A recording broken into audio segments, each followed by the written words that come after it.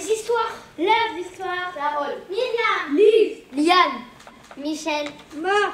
Janine. Jean. Paulette. Louis. Annette. Max. Leurs mémoires sont des 4 à 13 ans. Les souvenirs sont conservés bien au chaud dans l'école.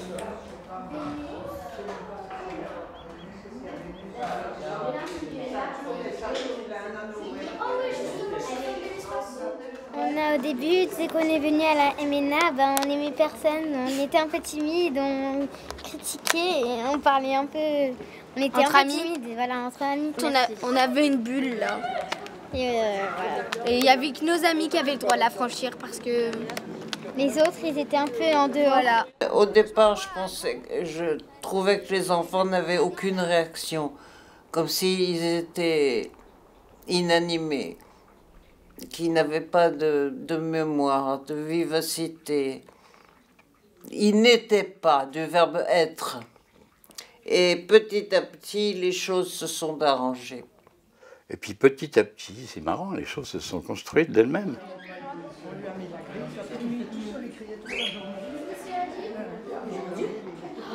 C'est vrai qu'il y avait les résidents de la maison de retraite, il y avait ces 20 enfants, les gens qui les accompagnaient des centres aérés, plus nous. Nous, c'est-à-dire 4 auteurs qui ne nous connaissions ni d'Ève ni d'Adam.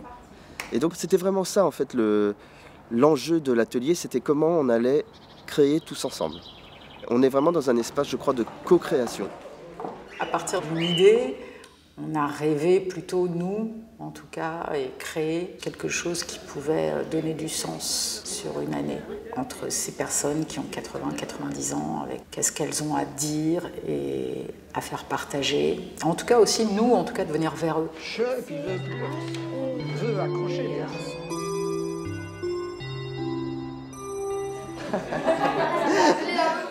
Peut-être qu'on travaillera le rire une prochaine fois. Aujourd'hui, je voudrais juste que vous vous entraîniez, vous posez votre main sur votre ventre. Là, tu expires. Maintenant que tu expires. Coucher, ça marche mieux. Tu vas lui faire. Coucher, ça marche. Ça, c'est important en fait d'avoir ce temps ensemble où ils vont voilà, échanger par des petits jeux, par des petits exercices.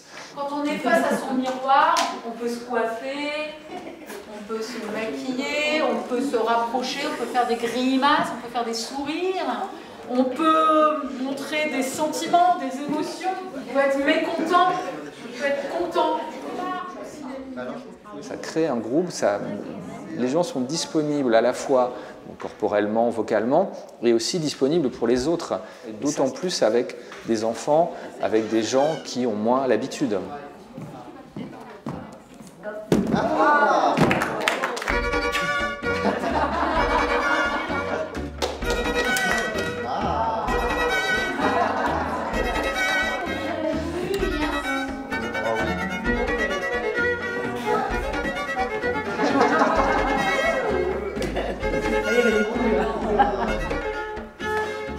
Allô Dieu, je suis tous les oiseaux du monde. Pourquoi t'as foutu la merde? Et donc on a adapté quand même le projet au fur et à mesure pour mettre en évidence cette rencontre humaine entre les enfants et les résidents. Au revoir les enfants, à dans 15 jours. Merci beaucoup, à dans 15 jours.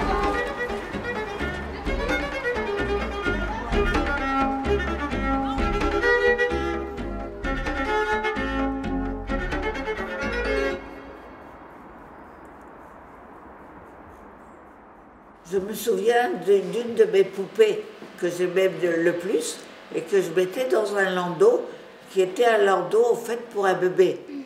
Je me souviens du jour où je suis allée à l'école et ma mère a oublié de me mettre mes chaussures et je suis allée en pantoufles. J'avais honte, j'avais 5 ans. Je me souviens de mon évaluation. Ma leçon de géographie. Il fallait que ça se passe par l'oral, il fallait que ça se passe par le corps, il fallait que ça se passe dans des témoignages, dans des échanges. L'idée, c'est que vous, et que nous, tous ensemble, on puisse inventer des récits, que vous puissiez inventer des histoires en vous aidant de tous les matériaux, de toutes les histoires que nous racontons en ce moment, qui soient à la fois inventées et à la fois qui soient aussi du vrai souvenir. Donc c'est pour ça, ouvrez bien vos oreilles et ouvrez bien votre cœur et votre imaginaire pour nous donner tout ce que vous avez à nous donner et qu'on puisse créer tous ensemble quelque chose. Voilà, on continue. Est-ce que justement, parmi les résidents, vous nous avez ramené aujourd'hui une ou des photos ou un objet par hasard? Mais Carole, vous avez des photos, vous? Oui. Est-ce que je peux les prendre? Donc vous voyez, ça c'est assez intéressant parce qu'on travaille sur la vie. Et là on a 1, 2, 3, 4, 5, 6 portraits de Carole à 6 moments différents de sa vie et dans des situations différentes. On va prendre une photo dans chaque groupe et on va inventer, comme la semaine dernière, une improvisation à partir de la photo. Alors comment on commence l'histoire? Qui va mourir?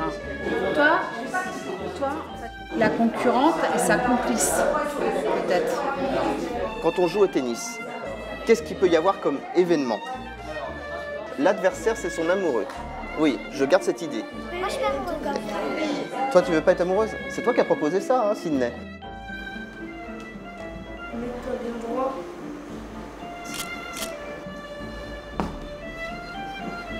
Et bien voilà, je crois que la séance photo est terminée. Donc on est parti de choses voilà, très tangibles et c'est ce qui était le plus chouette parce que là, on crée quelque chose de humain, quoi, tout simplement. Et ça, c'était bien. Et donc, c'est ça qu'on a essayé de tisser. On n'a pas perdu du temps jusqu'à maintenant parce que de toute façon, il faut se tourner autour, il faut s'apprivoiser et on a créé les liens. Si on se focalise par exemple sur les 10 ans, le projet ça va être de jouer la vie des résidents quand ils avaient 10 ans. Et est-ce qu'on va faire ça par des récits, par des interviews? Moi je trouve que ça synthétise pas mal tout ce qu'on s'est dit.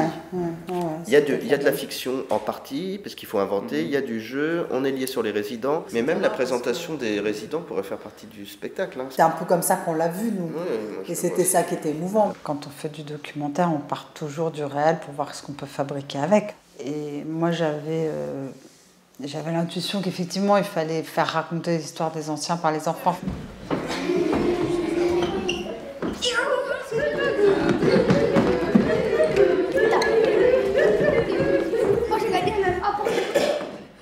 Panier, piano, panier, Piano, piano, piani, piani, piani. Chien, chien, et son sage singe. Et tout ça. Ça fait une ménagerie. Vous savez que nous allons faire tous ensemble, comment on peut appeler ça, une présentation. Une présentation publique. Nous, on a commencé à imaginer à quoi pourrait ressembler ce qu'on fera en fin d'année. On s'est dit que ça pourrait être intéressant de jouer, mais à partir de leurs témoignages, la vie des résidents ici, mais quand ils avaient votre âge. Donc on aura aussi besoin du regard des résidents pour vous aider à vous diriger, parce que eux, ils connaissent la vérité, parce qu'ils y étaient. Quand j'avais 9 ans, je vivais à Paris, dans un hôtel. Ma mère et moi, mon père était décédé. Et puis c'était 1939, le début de la guerre. Et on est juif. Et on est parti avec le dernier bateau qui partait de France, de Marseille à Haïfa.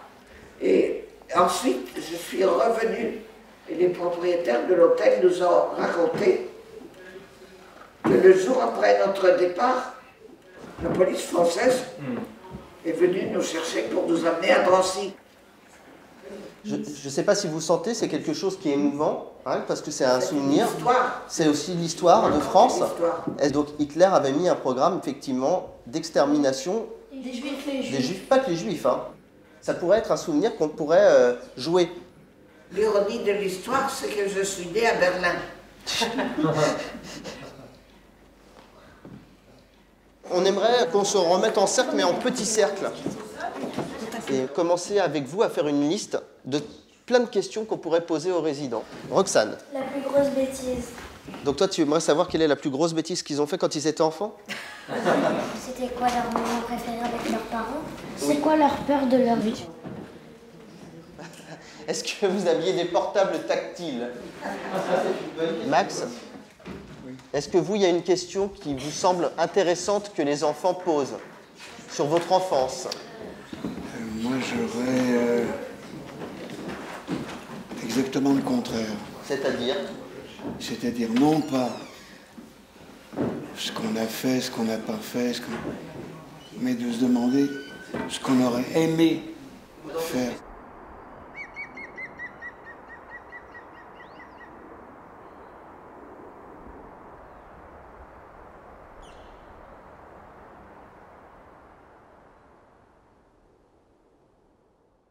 Elle était belle quand elle était petite.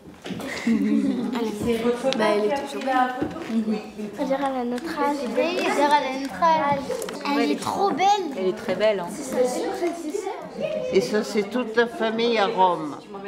Voilà mon grand-père maternel, ma sœur, moi qui suis derrière, la soubrette.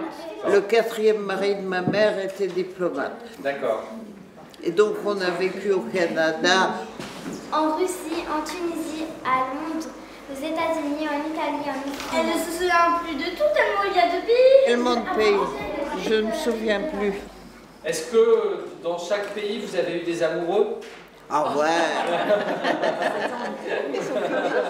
En Russie, il y avait Igor. À Londres, il y avait Jeffrey.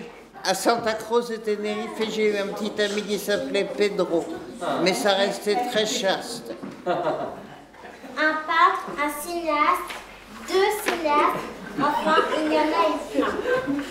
Le plus beau des amoureux, c'était le chanteur populaire. Et j'ai fait un film sur lui qui s'appelait La chanson de Villot, qui a été interdit d'antenne. Ça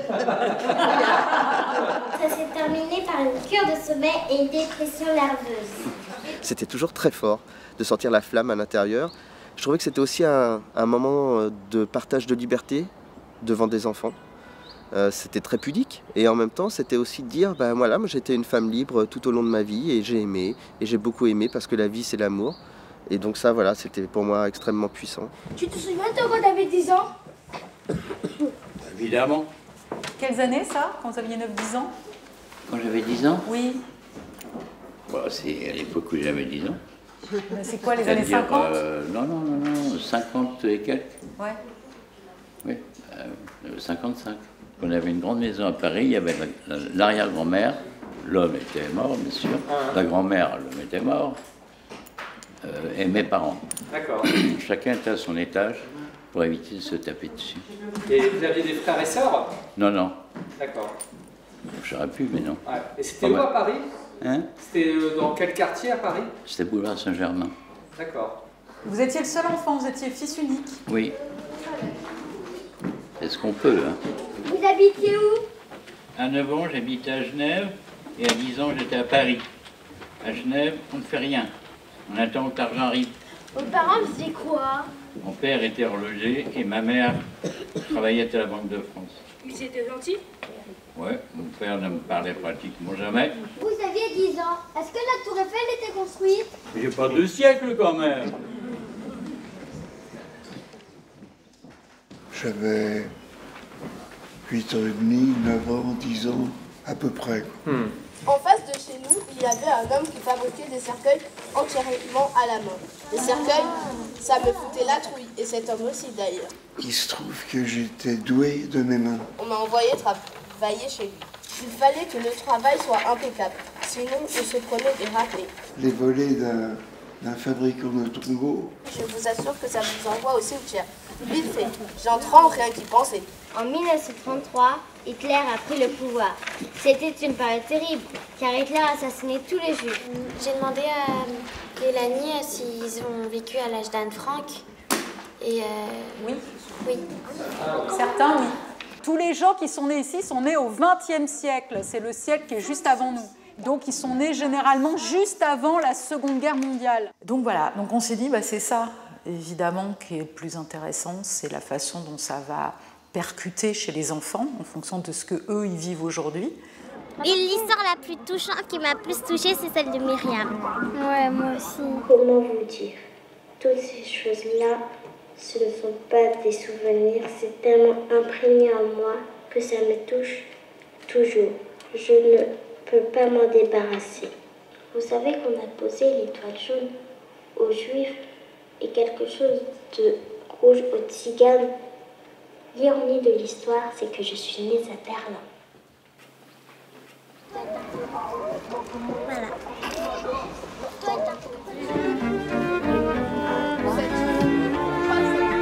Ce que je vois en tout cas, c'est qu'ils viennent. Je trouve que c'est carrément c'est un pari gagné, quoi, parce que rencontrer des gens qui sont peut-être même plus vieux que leurs propres grands-parents, c'est leurs arrière-grands-parents. Donc ils auraient pu totalement s'en désintéresser, même si sans doute ils le disent pas, ils le racontent pas. Il y a eu quand même un enthousiasme, une envie. J'ai une question à te poser. C'est quoi ta grosse bêtise quand tu étais enfant? C'est de naître. Pourquoi? Parce que c'est pas toujours facile la vie, hein, je veux dire. Si des bêtises, j'en ai fait tout le temps, toute ma vie. J'ai au moins 350 000 bêtises. Je me souviens, c'était des impros que j'avais proposées où on devait, plutôt que de dire comme ça, bon alors qu'est-ce que tu as fait comme bêtise quand tu étais petit, et c'était de faire une impro. Puis ce sont des choses qui rassemblent aussi finalement, parce que tout le monde a fait des bêtises, et d'évoquer pour les anciens les bêtises qu'ils ont faites il y a longtemps, ça permet de voir des connivences sur un thème précis. À cette adresse, j'ai pris toutes les pendules de la maison et je les ai fait bouillir.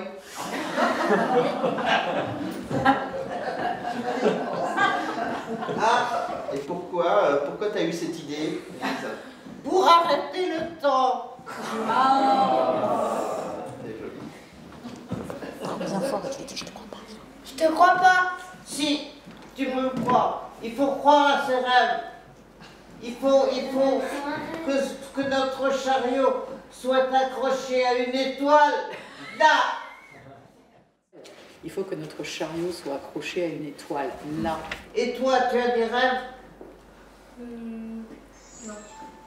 Tu rêves pas? Non, mais ça va pas la tête. Please.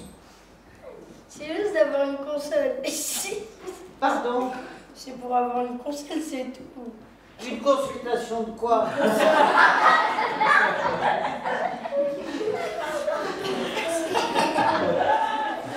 Consultation de quoi? C'est tournesol. Mais c'est génial, on peut pas faire mieux que ça, quoi, parce que c'est super, parce que tu vois bien le décalage des générations, console, consultation, ouais. Et tout est dit en 2 phrases.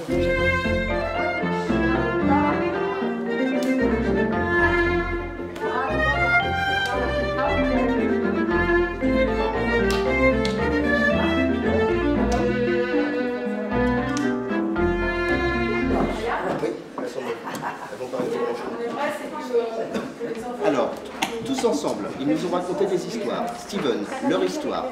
Ensuite, Mathéo, Myriam, Paulette, Annette, Mathilde. Leurs mémoires sont des coffres à trésors. J'ai écrit ce texte de lancement du spectacle, peut-être dans un moment un peu désespéré, où je me disais, mais comment on va faire? Comment on va assembler ce puzzle? Où on va? Et que je ne le voyais plus. Peut-être qu'on mettra Myriam, Paulette et Annette sur scène avec nous. Comme ça, quand on va dire vos noms, vous êtes là. Ok, on continue. Qui veut dire la phrase suivante? Là, ma place d'auteur, et c'est ce que ce texte dit aussi, c'est « je suis là pour aller chercher le sens » et pour faire ressortir ce qu'on est en train de vivre et le communiquer aux autres. Ce qui est pour moi l'intérêt de l'art, et c'est ce qui fait que l'art est nécessaire à la société, c'est comment on crée le lien des uns avec les autres et comment on fait circuler la pensée et l'émotion ou l'émotion et la pensée. Maro? Myriam, Paulette, Anne. Leurs mémoires sont des coffres à trésors. Les souvenirs sont conservés bien au chaud dans les coffres. En échange, nous leur avons donné notre écoute, Nos sourires, nos rires, nos cris, Et nos histoires aussi. Voilà. Bravo.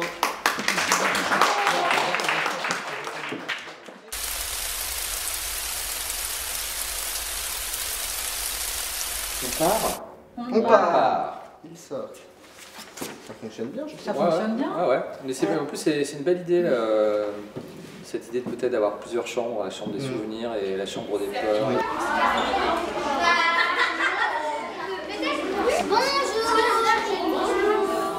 Je trouvais que c'était ça qui était important avec cet atelier, c'était d'ouvrir des portes aux enfants. Et il me semblait qu'un des enjeux était aussi de dire, vous enfants de Champigny, vous vivez à côté d'une maison de retraite à Nogent avec des artistes qui ont eu des vies assez incroyables.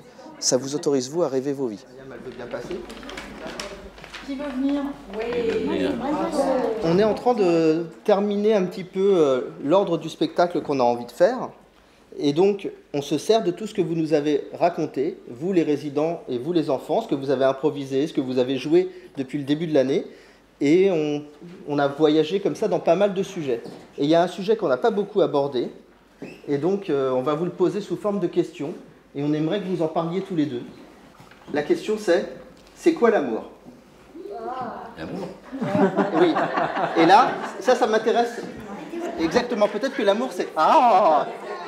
Maëva, on te donnera la parole, mais peut-être soit Michel, soit Mathéo. Ça, c'est mignon. Non, c'est quoi l'amour? On a plein d'amour. Il y a l'amour des oiseaux, l'amour des fleurs. Pour un homme, il y a aussi parfois l'amour des femmes. Et pour les femmes, il y a l'amour des hommes. Pour un homme, il y a l'amour des femmes. Et pour les femmes, il y a l'amour des hommes. Et puis l'amour des belles choses, l'amour des regards, des sourires. C'est ça, tout ça, c'est de l'amour. La vie, c'est de l'amour. Tu es pas d'accord? Vas-y Mathéo, qu'est-ce que tu en penses? Oui. Maëva a envie de parler. Non. Comment ça? Je sais pas, qu'est-ce que c'est pour toi l'amour? Bah, c'est quand tu aimes une personne, quand elle a pris de la place dans ton cœur. Quand elle est aggravée dans ta tête, quand elle ne veut plus partir, quand tu n'arrives pas à te concentrer, quand tu fais que penser à cette personne-là, tu peux pas l'oublier. Quand tu ne la vois plus et que tu pleures pour cette personne, pour moi c'est ça l'amour un petit peu. Un petit peu beaucoup. Oui, énormément.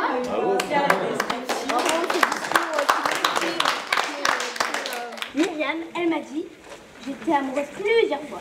J'étais très amoureuse de mon mari, qui est un très grand peintre. Il s'appelait Héros.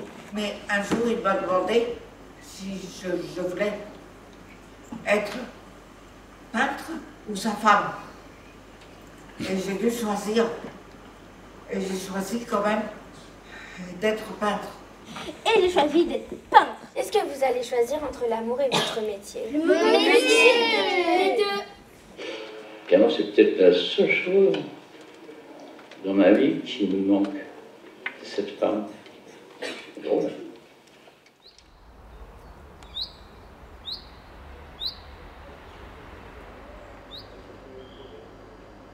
On a réécrit des petites scénettes à partir des témoignages, enfin des petites impros qu'on avait faites ensemble.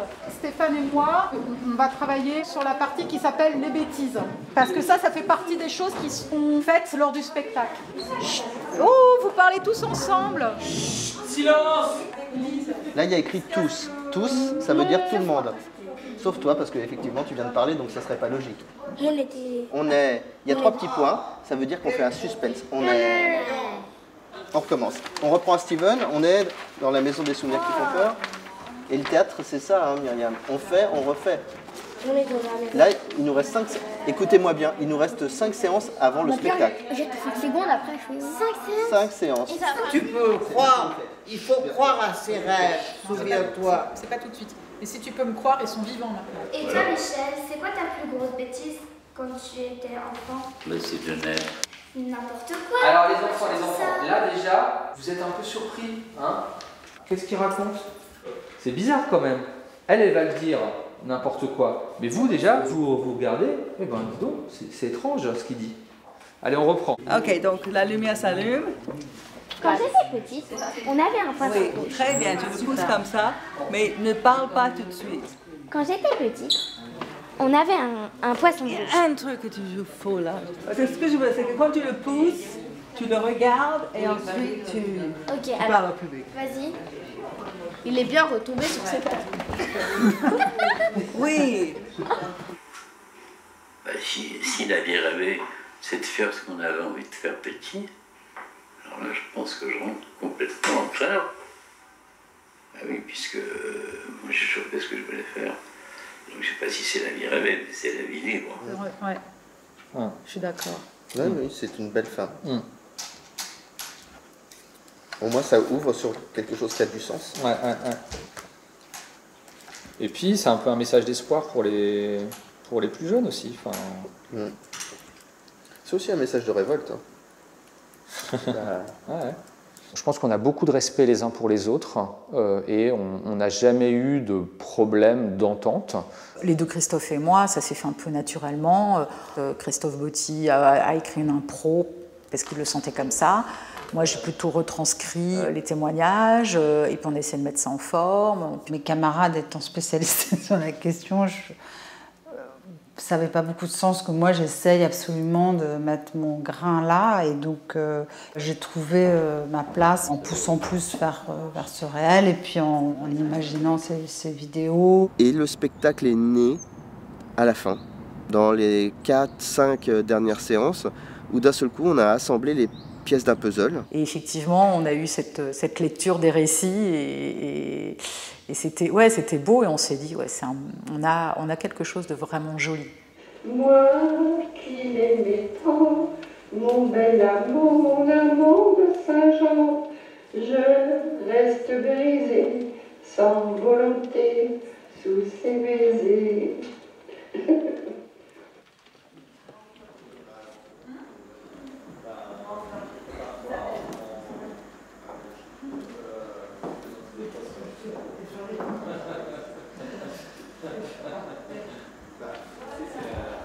Bonjour, welcome. Il n'y a pas de bip pour dire. Bonjour, vacances. Allez, on se calme. Alors, on a énormément de travail. Vous savez qu'on joue le 9 et le travail. Donc, à votre avis, qu'est-ce qu'il va falloir faire aujourd'hui? Speeder. On y va pour l'échauffement. A, vous me faites un bon A.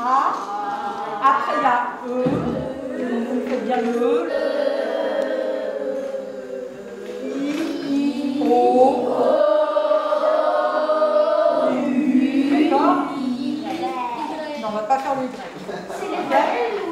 On y va, on inspire.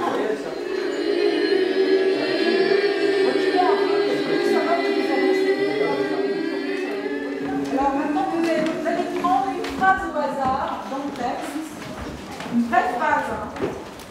Leurs mémoires sont des coffres à trésors. Très beaucoup mieux, tu vois, t'articules pas assez. Leurs mémoires sont des coffres à trésors. Encore. Des souvenirs étincelants. Martin, toi derrière, essaye de te planter. Il n'y a qu'à ouvrir les oreilles pour attraper ses souvenirs. Très bien. Je sais que c'est compliqué pour vous, comme vous reprendre. Comme porte d'armure de chevalier pour aller explorer l'univers. Des vieux un peu rêveux aussi. Plus fort. Des vieux aussi rêvés. Non. Bien, plus fort encore, mais c'est très bien. N'est pas vrai. On reprend ou quoi? Donc si vous allez trop vite, on passe à côté de plein de choses. Je parle couramment 4 ou 5 langues. Je peux dire 5 fois la même connerie. On garde. On le garde, ça. Ok, je le rajoute. Tout peut arriver. On n'est pas prêt, comme pour n'importe quel spectacle, même s'il nous faudrait 50 heures de répétition en plus, même si certains enfants n'ont pas appris leur texte, même si certains ne seront peut-être pas là, enfin on n'en sait rien. Je pense que les enfants, si on arrive à les mettre bien sous pression, j'ai l'impression dans le bon sens du terme, dans cette espèce de truc d'événement, parce que c'est excitant, le trac, et ça peut faire des très belles choses. Voilà. Alors on va refaire l'entrée? On fait l'entrée? Oui. Vous vous placez en silence total, comme une chorale. Ouais, voilà, donc quand vous rentrez, vous ne devez pas parler. Sans parler, ok? J'y croyais même pas. 1 seconde parce qu'on ne savait rien et tout, on n'avait aucune intonation.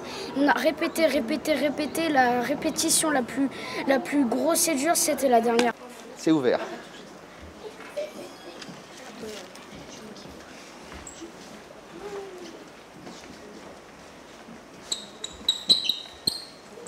Eh, les pieds.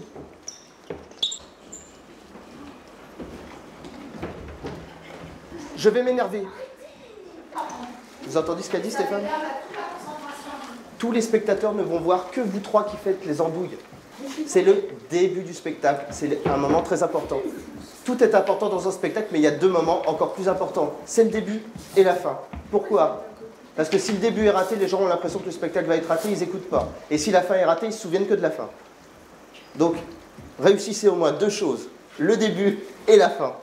Là, le début, il était raté. Excusez-moi, à cause de vous trois. Il y a eu un pâté là, un pâté. Allez, on y va, texte. Le début, la première page, j'ai mis juste les 2 premiers mots, c'était bien, mais après... après, c'était la galère. Tu aimes une personne quand elle a peu de la place dans ton cœur, quand elle a gravé dans ta tête comme elle ne veut plus partir. Quand tu n'arrives pas à l'oublier. Maëva, t'as encore dit aggraver. Moi, oui. Lis ton texte, vas-y, prends ton temps. L'amour, c'est quand t'aimes une personne qu'elle Je craignais que ces 20, parfois 25 enfants, tous réunis dans une pièce avec les personnes âgées, que ça soit ingérable et épuisant. Et comme souvent, les enfants m'ont énormément surpris par leur capacité d'écoute, par leur curiosité, par leur gentillesse. Je ne dis pas qu'on n'a pas quelquefois dû recadrer, mais c'est quand même arrivé très peu. C'est très vite, elle appuyait tout le temps sur le klaxon. Ça m'a marqué. Le Congo, le Brésil, l'île Maurice, la Grèce, le Japon, les États-Unis, le Canada, la Tunisie, l'Espagne. Vous dites oui, j'ai beaucoup de souvenirs. Oui, j'ai beaucoup de souvenirs. Là, il y a la photo de vous, regardez. Oh, c'est moi. Et puis c'était 1939, le début de la guerre, et on était juifs. Il y a eu des choses, il y a eu des réactions, il y a eu la vie. Les mots, surtout les mots. Faut pas oublier les mots. Tout est dans les mots. Tout.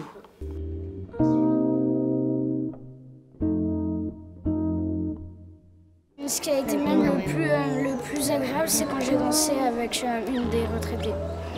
Ah oui, ça a été bien. Ben oui, il dansait bien. Il avait l'air content et moi j'étais ravie de le voir comme ça. Et franchement, ça a donné un truc, mais waouh. Moi, je trouve que les résidents, ils ont bien joué le rôle, même s'ils déformaient un petit peu toutes les phrases, ça a rendu quelque chose de vraiment très rigolo. Des fois, ils prenaient les textes, mais on a rattrapé la scène et tout, c'était vraiment bien. On a continué, on a fait des efforts et ça, je suis contente qu'on ait réussi quand même. Nous, on n'était pas loin de pleurer, en tout cas à la fin, et c'était vraiment très fort. Une très très belle première restitution. Moi, j'étais aussi impressionnée que les spectateurs, et aussi emballée. J'ai du mal à comprendre exactement ce qui s'est passé. Je crois que tout s'est aligné comme les planètes le jour du spectacle, dans leur tête et dans leur cœur. On a réussi à faire le théâtre devant tout le monde. Tu te sens détendue à la fin. En fait, t'as une bulle d'air qui se libère. T'es toute contente, t'es fière de toi. Non, ils ont été bien, ces gamins. C'était bien, voilà. C'est assez original quand même. Et puis, voilà, c'est original et franchement, j'aimerais jamais que ça s'arrête. Non, ces vieillards et ces enfants ont écrit un poème ensemble. Je pense que c'est ça qui s'est passé. J'espère qu'ils se souviendront de ce poème.